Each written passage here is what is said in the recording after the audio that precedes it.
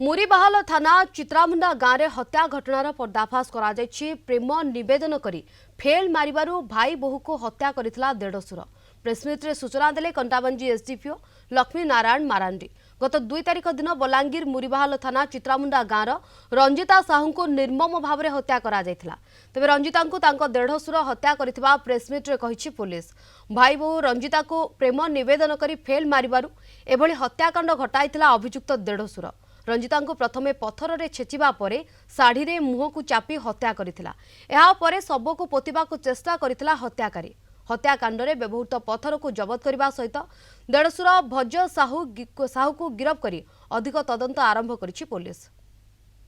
हमर जो अछंती से तांकर जो माने प्रेम निवेदन कर विफल हला परे से गोटे ताकू दुनिया रे हटेदा करी ताकू मर्डर करी से फोपाड़ी देथिले आ से हटे तांको गोटे अरेस्ट कराई आज गोटे अदर फॉर्मालिटीज कोला पे तांका कोर्ट बोर्ड करा जन व्यक्तिगर प्रमाण मिली किंतु आमे भी तदंत चालू रखिछु जो अन्य कोन लोकर अभियुक्तर किछि ये आसे ताकू फर्दर ताकू फॉलो एक्शन या कीपैड सिम द सीज हेछि से सीज रे से हमर जो 2 मास जो सीडीआर आनिछु से सीडीआर आमर से 219 थर से कॉल कर जहाँफल से प्रमाण आमको ये मिलूँ से अनुसार बार बार कथा चेष्टा कर अवॉइड कर अवॉइड कर इरिटेट होगी जीवन मर जाए सब